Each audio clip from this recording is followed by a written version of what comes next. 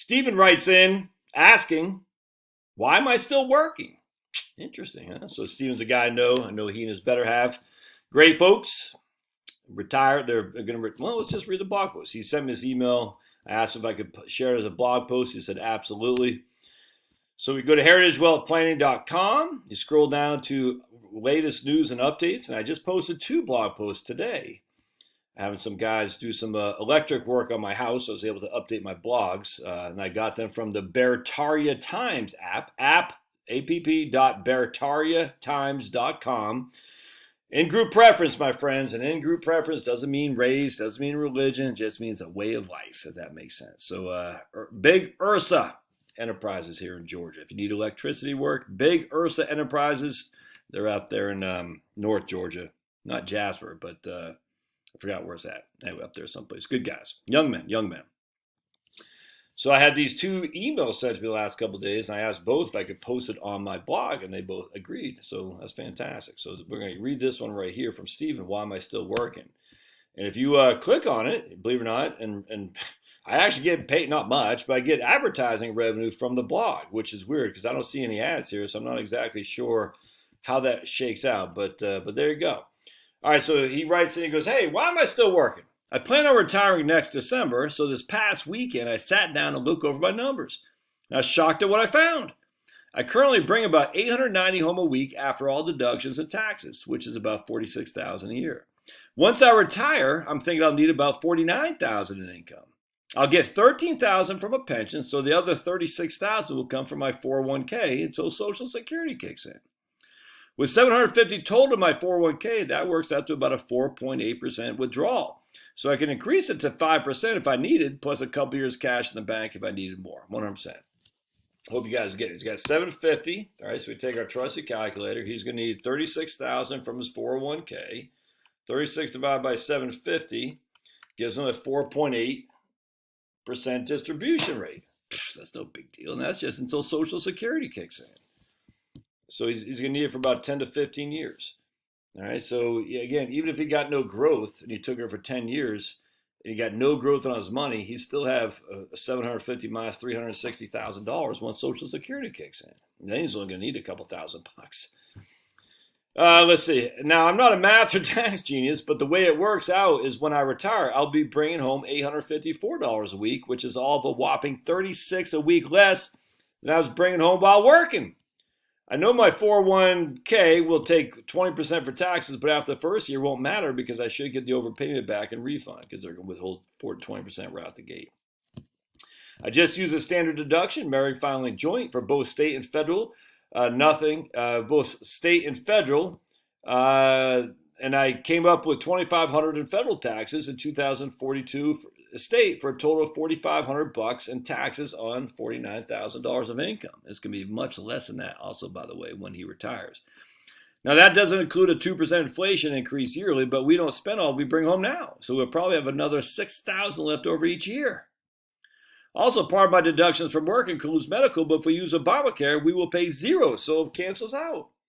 I know $49,000 a year in income doesn't sound like much, but we live comfortably and get whatever we want, within reason, of course. We usually take a few weekend trips a year and a big vacation every couple of years. We eat good and the bills are paid.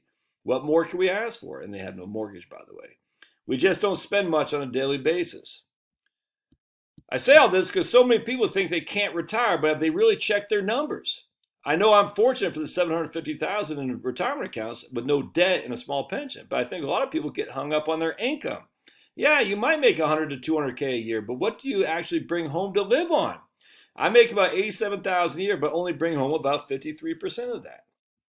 I've seen the videos you have made about knowing your expenses, running your numbers, and work ruining your health and dying, or at retirement, dying at retirement, or just after retirement.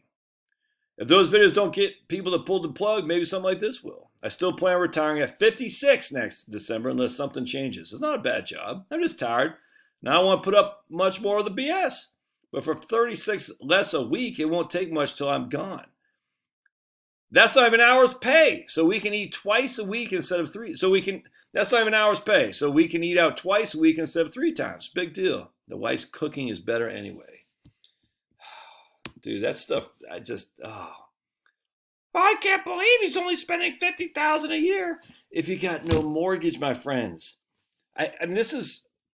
Oh yeah, you can see they just put that ceiling fan in. Believe it or not, I could actually do a ceiling fan. I've done many. I hate it. I hate reaching over my head. Oh my goodness. Uh, Big Ursa Enterprises here in Georgia. It's just great having people that are good, that are freaking hustling. I just love same group preference, man. That we don't have to call. I hope this guy's okay, and they freaking snake you. Oh man. Anyway, so the point being is when you know your expenses, you're like, oh, and you factor out your mortgage, your 401k, and your income taxes, you're like, oh, my mortgage, my 401k contributions, and my income tax were at least a third, if not a four, if not 40 to 50% of my total take home for a lot of you guys. So when those three things stop, your mortgage, your income tax, and your 401k contributions, you're like, oh, okay, I don't need 100,000 to live on because I'm not living on that now. But my health care, well, these guys can get Obamacare for freaking nothing, man. In fact, let's just go into Medicare. All right, so we're going to go to healthcare.gov, and we'll just do, we're going to do 2 through 301. Is that Maryland? Yeah, Alexandria. So I used to live in Alexandria. We'll just do that. All right, just, we're going to say they got 2 people. We're going to skip this. We got Stephen and his better half. They're married. All right, we're going to go to no dependents. And Stephen is 55. He's a male. And he's not pregnant, at least that we know of. His better half will just say 55, and she's a female. All right, none of these blink. And we're going to get continue. And then we're going to hit confirm. And we're going to say they're going to have $49,000 a year of income next year, when they retire, I should say.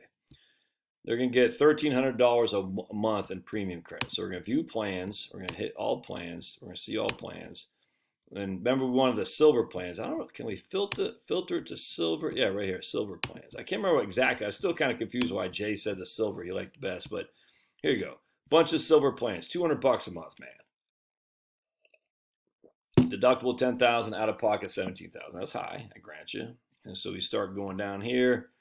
Yeah, I can't remember why Jay was so big on silver plans, but here's $350 a month. I got no clue. That includes child dental, but we don't need that because no children. Yeah, let's just go to the next one. So I'm not sure what's going on here, but I guess you could go down. So it looks like 17,400 is the out-of-pocket max. These guys don't use the dock all that much anyway, and that's just on silver plans. So we can kind of go back to filters here, and we can do bronze and platinum. Let's just see what we come up with here. Blink. So here's a bronze one. Doesn't cost me anything, man. Nothing. High out of pockets, high deductibles, but it doesn't cost me. No monthly premium. I mean, just look, at the end of the day, like Jay was saying, you know for a fact you're going to pay no more than $17,400. Now, will you get the best coverage? I have no idea. You have no idea, but you know for a fact what it's going to be right here. I guess that's United Healthcare, simple bronze loan premium. I mean, here's $10 a month right there, man. $10 a month. KP, Kaiser Permanente, I imagine. Bronze. Actually, they got PPOs in here. Let's go add more filters. Yeah, they got PPOs in here too. 2 of them. So let's check it out. PPOs. What happened? Okay. I guess we got a silver and gold. Silver and gold. They got 2 plans available. Whoa, $2,700. Whoa, those PPAs ain't. Whoa, that's crazy. So let's go to EPOs instead. EPO is like a cross between PPO and HMOs. And here you go. Cigna, Bronze, Bright Healthcare. I don't even know what that is. I mean, I just, look, I know spending $17,000 unforeseen, it sucks. I get that. But you get, I just tell you, man, use your local direct primary care, you know what I'm saying, for your primary care stuff. That way you don't have to go, and then you're not paying anything for insurance here, but you have out-of-pocket max in terms of catastrophic coverage. And then you go see your local primary care physician through direct primary care, and it just, and that a concierge plan, and it just, man, I just think that's the way to go. It's the wave of the future, man. You can see it's a mile away. And so here my man is 56, going to retire. I salute you, Stephen. All right. And he's doing God's work, and he knows what I'm talking about. So he and his wife are doing God's work too. So we'll see, guys. I'd love to hear your thoughts.